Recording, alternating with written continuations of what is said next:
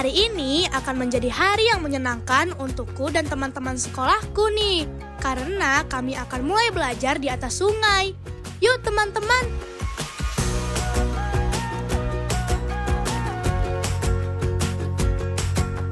Wow, seru nih! Kalau di Arung Jeram, sudah pasti ada juga pelajaran yang bisa kita dapat. Yang pasti adalah keterampilan navigasi air. Karena kita bisa langsung belajar memahami arus dan kondisi sungai. Ketika di sungai juga, kita jadi sadar akan keselamatan dan pentingnya perlindungan diri di lingkungan yang berisiko. Dalam kondisi tertentu, kami bisa belajar teknik penyelamatan darurat seperti mengapung di air dengan aman, menolong teman yang terjatuh, dan bagaimana bertahan dalam situasi yang berbahaya. Saat Arung Jeram, rasa kepemimpinan kita juga terasa loh teman. Bagaimana membuat keputusan cepat dan memotivasi tim saat menghadapi tantangan.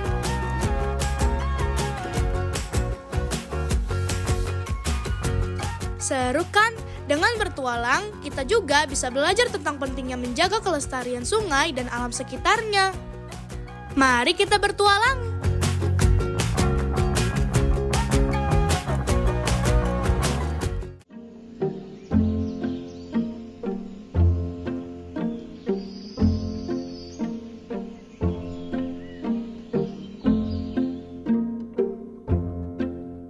Namaku Inara teman.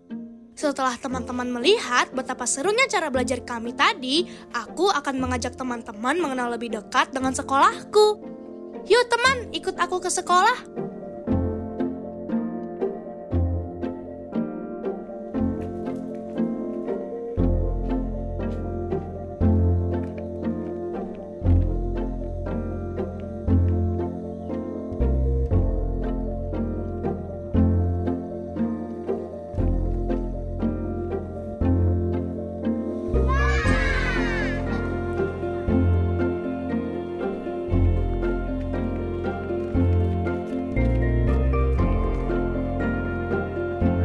Semangat pagi, pagi, pagi, pagi. Oke, baik teman-teman.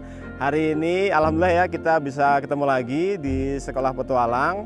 Dan hari ini kita akan bermain air. Teman-teman kira-kira sudah ready? Nah, inilah sekolahku, Sekolah Gria Petualang. Uniknya, kami tidak cuma belajar lewat buku, tapi kami belajar lewat petualangan. Kita mulai dengan sedikit pemanasan dulu ya.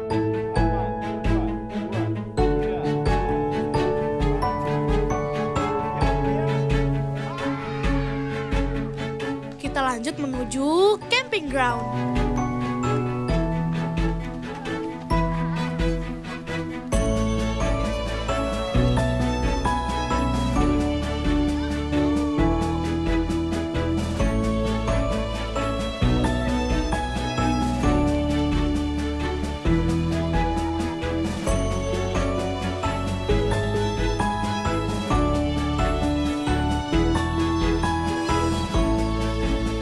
Memulai petualangan dengan membangun tenda adalah langkah yang tepat. Membangun tenda bisa melatih pengembangan diri kita loh teman, dan bermanfaat untuk kehidupan sehari-hari. Misalnya saja, melatih keterampilan bertahan hidup, ini penting dalam situasi bertahan di alam terbuka. Lalu juga bisa mengembangkan keterampilan penyelesaian masalah, karena saat membangun tenda bisa saja menghadapi tantangan tali yang sulit diikat. Dan tenda yang tidak terpasang sempurna. Ini mengajarkan kami untuk berpikir kreatif dan mencari solusi cepat saat masalah muncul. Dan yang pasti, kami belajar cara bekerja sama dengan tim, membagi tugas, dan mengkoordinasikan usaha bersama agar tenda berdiri dengan baik. Nah, setelah tenda sudah berdiri, selanjutnya belajar membuat api. Ini juga termasuk dasar bertahan hidup di alam. Keterampilan ini berguna untuk menghangatkan diri, memasak, dan memberikan penerangan di malam hari. Sebelum membuat api, kita kumpulkan dulu ya bahan bakarnya, seperti tinder atau bahan bakar kecil seperti daun dan rumput kering atau bisa juga kapas, ranting yang kecil dan kering, dan juga kayu bakarnya. Awalnya kita gunakan pemantik api ya untuk menyalakan tindernya. Kalau api sudah muncul, baru deh perlahan kita bisa membuat api. Pastikan api padam ya setelah kita selesai menggunakannya teman. Seperti inilah cara kami belajar kesabaran, menyelesaikan masalah, ketelitian, dan bekerja sama dengan tim. Yang pasti belajar dengan cara yang menyenangkan. Kalau kau suka hati tepuk tangan. Kalau kau suka hati tepuk tangan. Kalau kau suka hati, mari kita lakukan. Kalau kau suka hati tepuk tangan. Masih semangat gak? Masih, oke. Kalau seandainya materi kita itu, kita berada di hutan, terus kita bingung nih mau ngapain, karena mungkin kita banyak kegiatan yang sudah terlaksana. Jadi, kita harus bisa memanfaatkan barang-barang di sekitar kita. Contohnya ada ini nih, apa ini coba tahu? Teman-teman, ada yang tahu ini jenis daun apa? Ya, ini namanya janur. Ini tuh daun kelapa yang masih muda. Sebagian anak yang aktif dan kreatif, kita kreasikan janur ini jadi bentuk keris yuk teman. Ini juga cara belajar di sekolahku. Awalnya kita pisahkan bagian lidi dengan daunnya. Sisakan sekitar 5 cm untuk memudahkan proses pelipatannya. Lipat daun janur ke arah kanan dan kiri secara bergantian sampai membentuk keris. Kalau sudah berbentuk keris, lilitkan ujung daun ke dalam bagian daun lainnya untuk mengunci bentuknya agar tidak lepas. Keris janur sudah jadi. Biasanya kami pakai keris janur ini untuk bermain. Tapi bisa juga sebagai bagian dari perlengkapan upacara tradisional. Inilah salah satu kegiatan yang bisa kita lakukan saat bertualang. Masih inget nggak gimana cara pegang dayung? Coba. Ini ya, tag gripnya digenggam. Ini batang dayungnya kayak gini. Coba ganti tangan kiri yang pegang tag grip. Oke, masih ingat semua ya? Terus ada berapa instruksi mendayung? Berapa? Coba inget nggak? 3 ya. Yang pertama ada dayung maju. Dayung maju itu dayung dikemanain? Diletakkan di atas, tarik ke belakang. Letakkan di depan, tarik di belakang. Terus dayung mundur. Dari belakang didorong ke depan. Terus stop, posisi stop gimana coba? Posisi stop, taruh di atas paha.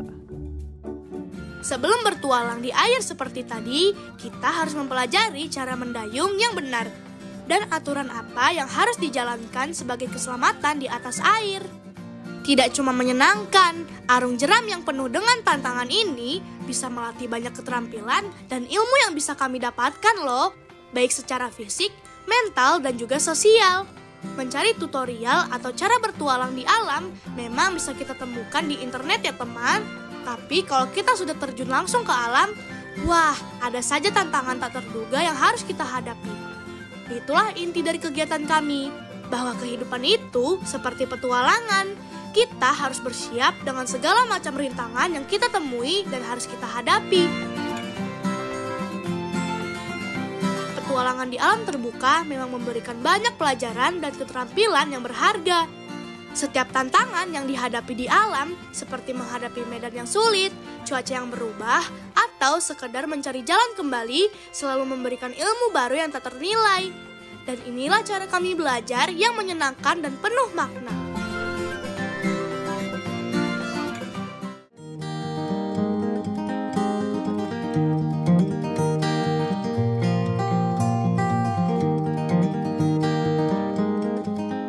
Pagi. Oke, gimana kabarnya teman-teman? Sehat? Sehat, alhamdulillah. Oke, hari ini kita mau belajar berkebun. Nanti teman-teman, kita akan dibantu sama Eyang. Nanti kalau misalnya teman-teman masih ada yang belum tahu, teman-teman bisa tanyain langsung ke Eyang Erna sama Eyang Handoko. Oke, sudah siap berkebun? Oke, ayo kita jalan. Yuk.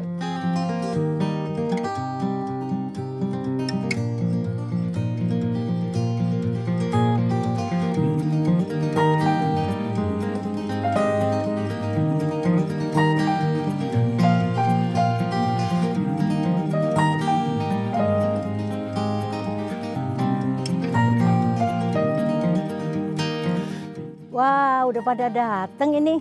Mau nggak ikut Eyang untuk mulai pembibitan? Nanti Eyang bagi ya, karena ini banyak. Eyang bagi yang putri ikut Eyang ke rumah penyemaian. Terus nanti kalian bisa ikut menyemai sama Eyang. Nah, yang cowok nanti ikut Eyang Handoko untuk menyiapkan lahannya. Jadi nanti kita nanam-nanam ya. Mau nggak? Asik. Masih di area sekolahku, ada kebun yang bisa jadi tempat kami belajar nih. Sebelum bibit ditanam di tanah, di ruangan inilah semua berawal. Namanya rumah penyemaian. Kenapa sih harus di rumah seperti ini? Kenapa nggak langsung di luar? Kenapa coba? Ada yang bisa jawab? Aku. Ya. Kalau di luar itu tanaman-tanaman yang masih kecil bisa dimakan serangga-serangga. Kalau di sini kan aman. Betul sekali. Jadi kan ini tanamannya masih baby ya, masih rentan. Jadi harus dilindungi. Tempat ini khusus digunakan untuk mulai menanam dari benih, karena petani bisa memastikan benih tumbuh dengan baik sebelum dipindahkan ke tanah atau area taman yang lebih besar. Aku dan teman-teman mau coba menyemai bibit dulu ya.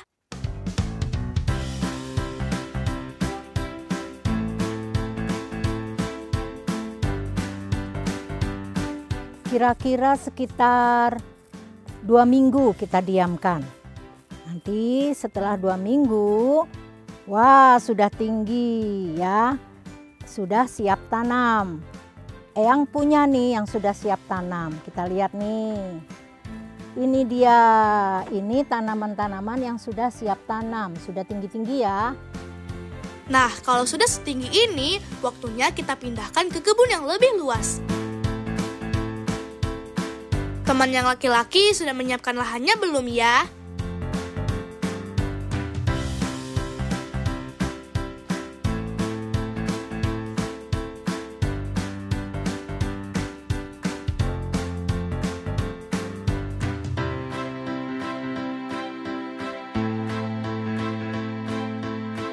Ternyata lahannya sudah Eyang siapkan, tinggal diberi lubang untuk kami tanam. Lahan yang sudah siap tanam bisa membuat pertumbuhan tanaman menjadi lebih baik. Jadi hasil panennya juga maksimal deh. Oh iya, kebun Eyang Erna dan Eyang Handoko ini bersebelahan dengan sekolah kami. Dan kami diperbolehkan belajar di kebun mereka. Kebun Eyang berkonsep harmoni dengan alam, kalau bahasa kerennya adalah permakultur. Makanya nih, kalau teman-teman lihat ada banyak jenis tanaman dan hewan yang ada di kebun Eyang. Dan kalau semuanya bertumbuh dengan baik, itu tandanya kebun Eyang memiliki ekosistem yang seimbang. Nah, salah satu tujuan dari permakultur adalah kemandirian pangan, yang artinya penanam bisa mencukupi kebutuhan makanannya dari kebun. Nah, sekarang kita akan panen sayuran. Siapa suka sayuran? Suka ya? Kita akan panen, ada bunga pepaya, ada bayam Brazil, dan daun bawang. Nanti setelah dipanen bisa kita masak untuk dipakai lauk untuk makan kita, ya. Karena konsep kebun Eyang permakultur sudah pasti merawatnya juga secara organik atau alami, tidak menggunakan bahan kimia. Ini nih salah satu contoh ketahanan pangan. Kita bisa mendapat sayur untuk kita makan, dan karena jenis tanamannya banyak, jadi beragam juga sayur yang bisa kita masak dan makan.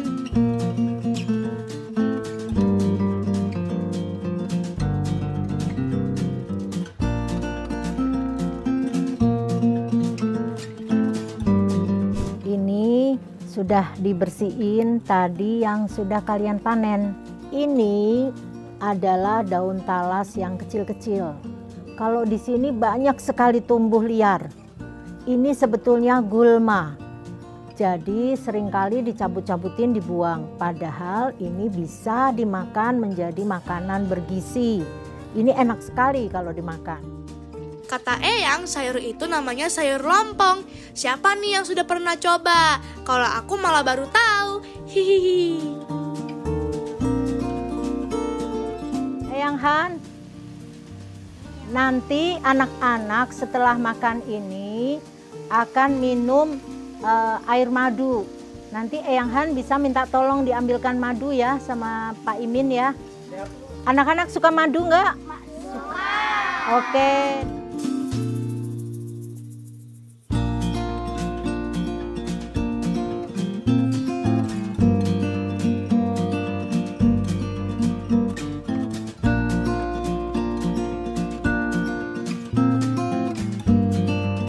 Wah, paket lengkap banget nih. Kita bisa dapat makanan sekaligus minuman dari kebun Eyang. Ini madunya Pak, saya ambil beberapa sisir aja. Iya, terima kasih Oke. Mas Imin. Oke, Ya. siap. Jadi petani itu ternyata enak ya. Ini masakannya sudah jadi ya. Wah, ini wow. Itu tumis daun talas, ini kembang pepaya, ini bayam Brazil, dibikin bening. Nah, ini anak-anak sayuran ini dari kebun Eyang yang dinamakan kebun permakultur. Selain sayur-sayuran, ada juga bunga-bunga. Nah, bunga-bunga itu kadang Eyang bisa buat untuk teh, atau bunga-bunga itu untuk lebah. Anak-anak, jadi besok-besok kalian bisa bercocok tanam di rumah masing-masing ya, bercocok tanam kebun permaculture agar badan kita sehat. Oke? Oke.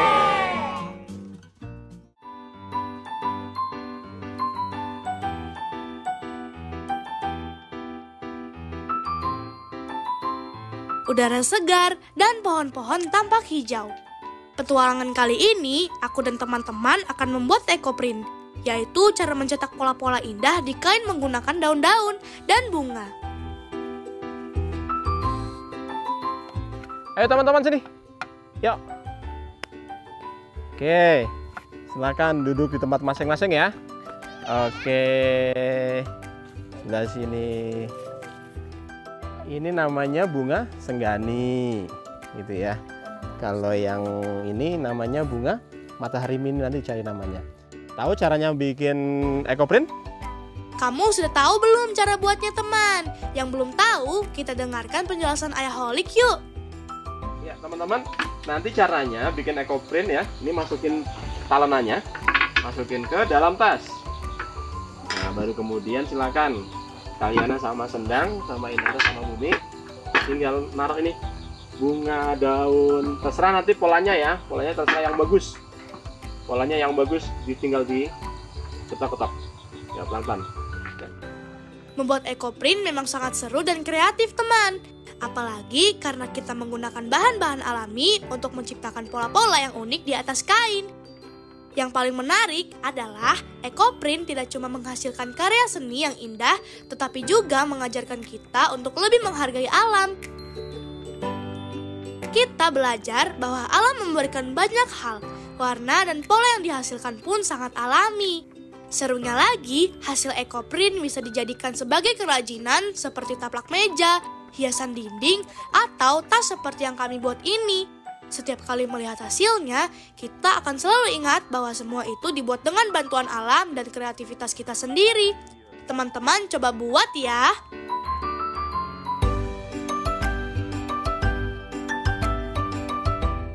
Jadi karena tidak menggunakan kimia, sehingga banyak serangga-serangga yang nempel ke daun-daun. Daunnya jadi bolong-bolong. Karena itu kita perlu menggunakan pestisida, hanya pestisida alami, ya kan? Nah, Eyang akan membuat pestisida alami untuk nanti disemprot ke tanaman, sayuran, bunga-bunga supaya tidak habis dimakan ulat dan serangga lain. Ternyata caranya gampang loh teman. Kita cuma membutuhkan air bekas cucian beras dan juga kulit bawang merah dan bawang putih. Semua bahan itu tinggal disatukan saja, lalu dibiarkan selama 5-1 minggu. Dan sebelum dipakai, campurkan dulu dengan air ya. Sekarang Eyang Han akan menjelaskan untuk pembuatan pupuk organik cair. Bahan-bahannya yaitu pisang ya. Terus yang kedua gula Jawa, gula merah, terus yang ketiga cangkang telur dikeringkan, dan yang keempat yaitu bakteri baik ya untuk membantu fermentasi. Walaupun bahan-bahan yang digunakan untuk membuat pupuk organik dan pestisida organik itu sama-sama alami, tapi ada perbedaan fungsinya loh teman. Kalau pestisida organik fokus pada perlindungan tanaman dari hama dan penyakit, sedangkan pupuk cair organik bertujuan untuk menyuburkan tanaman dengan nutrisi.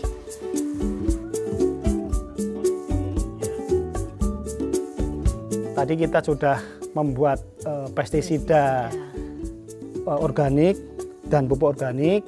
Sekarang Eyang sudah punya pestisida organik yang sudah siap untuk disemprotkan ke tanaman. Ayo kita praktekkan ya, kita semprot tanaman dengan menggunakan pestisida organik.